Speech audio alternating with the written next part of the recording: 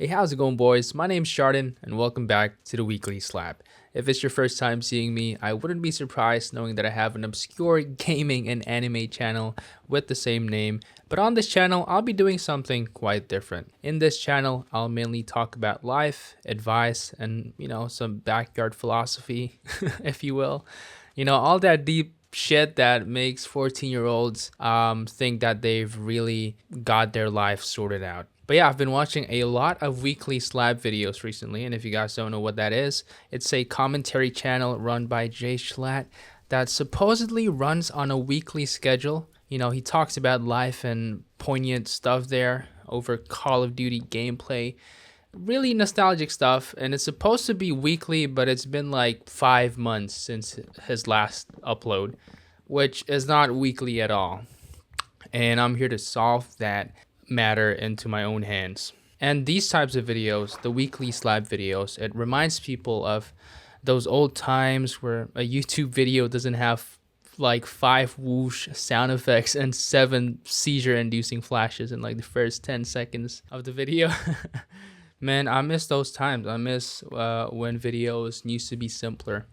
But anyways, I've been watching that guy recently, mostly during my car rides. And one day I just got the motivation to make my own spin to it, to put my own spin to it, to make my own weekly slap. But to not sound like a total copycat bullshit YouTuber, I do have my own reasons for starting my own weekly slap channel. First of all, because I'm deeply inspired by the content itself. And another is because I just want to commit to something, Videos on the main channel are kind of good. They're kind of okay, but they're few and far between. The upload schedule there is just based on what I vibe with currently. And, vibes are not a reliable thing to rely on. It's so random. It sometimes comes out good, sometimes not. But it's mostly just pure chaos. It's not good if you use that as like a strategy to run your YouTube channel. And also on my YouTube channel, sometimes I talk about obscure animes and sometimes about video games. Those two things are really hard to mix and exist, even like if you have Brad Pitt behind your channel. And although I can create occasional bangers, make good videos sometimes, it is indeed not a sustainable way to gain some traction on YouTube. And I think it's best for me to create this channel and commit to it, doing it weekly, because, hey, one thing leads to another. Like having this channel makes me more productive, and hopefully I'll piggyback off of that, hopefully. Because not only will it help me get some videos out, but it also, allows me to share things that I've learned throughout my life and also throughout my video making process. None of you know this, but I'm actually a video editor on the side. And in the future, I kind of see myself giving advice on the topic, maybe like a deep dive video on like a main channel, like how I edit certain videos there. So I guess this channel is like an internet diary of some sorts, kind of like the Weekly Slap. And if you find that stuff relatable, please subscribe to me because I kind of want to make this a thing. I want to be a YouTuber. Who wants to be a YouTuber nowadays? Actually, everybody wants to be a YouTuber.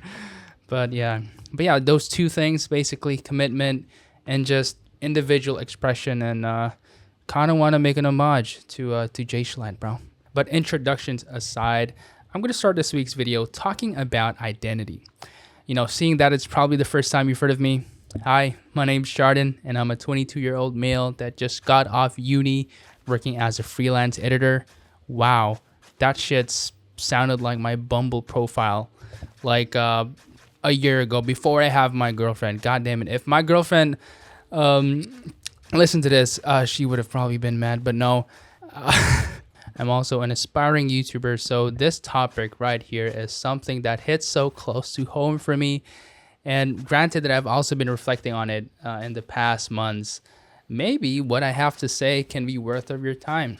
I'm gonna keep it short though, hopefully. Retention right there, retention. So I've been making content for around 6 years mainly, but I've been making videos since a decade ago. I remember playing Hypixel paintball and just having the squeakiest freaking voice ever talking about how I got the nuke and like the deathmatch. In many ways, Hypixel paintball is kind of like the Call of Duty Modern Warfare for you guys, because I didn't have Xbox Live back then. I don't live in the States. But yeah, I guess in some ways it kind of reminds me of what you guys known as the modern warfare days. I still have that video on me. Those were good times. But the point is, it's been a long time since I've been making content, and the problem that I have with content creation for this long is commitment. I never really can sustain anything. Feels like I always look for another series or another game that I want to talk about and not even finishing what I started, basically. It's super bad. It's not something you should be proud of as a content creator. And this is all reflected in those years of content creation. I started from an itch.io no commentary channel to a gameplay video channel to Hypixel Skyblock to CSGO, and then video essays, anime, and now Deadlock. Whatever it is, I just can't seem to pin down what I am, who I am, and what I stand for. Actually, when you look at my channel right now, open up my main channel, maybe subscribe to it if you want to. You can't really tell what channel it is, because one day I'll be uploading like a video about Ambatukam, Dreamy Bull, and the next I'll be uploading a video about Samurai Champloo. Like, what? And I guess that way of making content is also a reflection of who I am in real life. Of course, without diving into the specifics, of course, but I'm that guy that is probably the jack of all trades, but a master of none. I'm sorry I'm stroking my own dick here, but I think that's just what people usually think of me.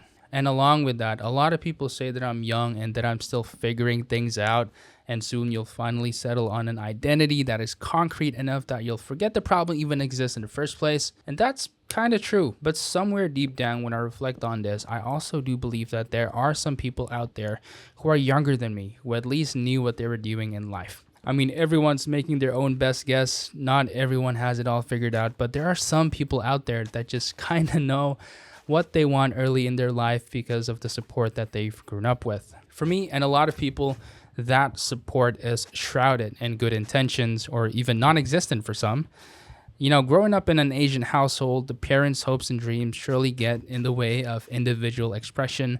And personally, growing up with a tendency to be more introverted than others, it kind of led me down to an upbringing of confusion that is always latching onto others to gain a sense of purpose and what to do in life. Maybe it's an overstatement, but I never really felt like I made decisions for myself. And years of just accepting that and being unaware of it led me down to have this herd mentality that kind of ruined a part of my adolescence.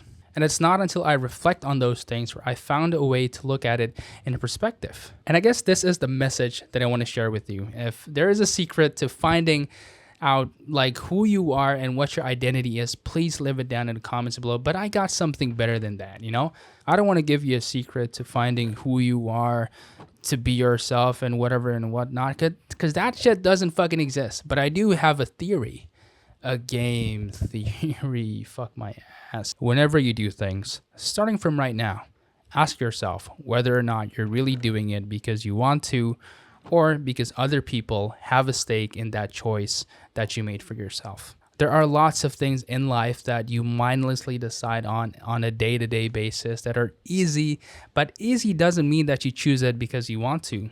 This applies to the small things and also the big things in life. A common thing I hear people say with this sentiment is, oh, you gotta listen to other people, man, especially older guys. You gotta listen to them because they are far more experienced than you.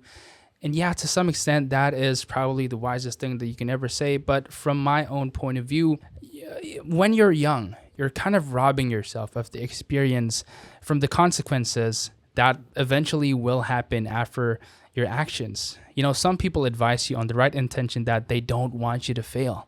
They tell you to major in this because it's safe and you'll do great like in the job market, or buy this fucking stock or 1,000 times fucking ROI. Those people are not wrong, but in my opinion, those people are kind of lazy at giving advice. You don't really want to avoid failure. Of course, you don't want to feel it. It fucking sucks to feel failure.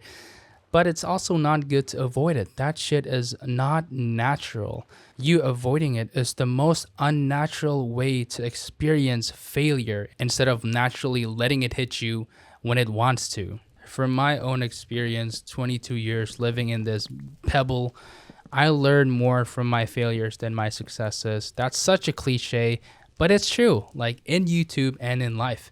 And following people and listening to their advice on YouTube, on like the manosphere or whatever the fuck you get advice from, you know, whenever I take their advice, I never really got anything from it. I only get a dopamine hit, which doesn't really lead me nowhere. And that's one of the bad things about getting advice or looking for advice on the internet, because it doesn't really change you as a person. It just gives you dopamine and you think that it actually changes you, but it's just the feeling itself. It's like a hit of cigarette. It doesn't really change anything, but it feels nice. But bro, if you're young right now, you should trust yourself, and you have to go down on your decisions, even though if it turns out to be wrong. If it's wrong, that's not a thing to be ashamed about. It's an experience that shapes you more than what safety of protection can ever do. You don't want to be safe. You want to be competent. You want to go out there and break a leg. Yeah, that's actually what that Facebook mom meant when they put it on their bio.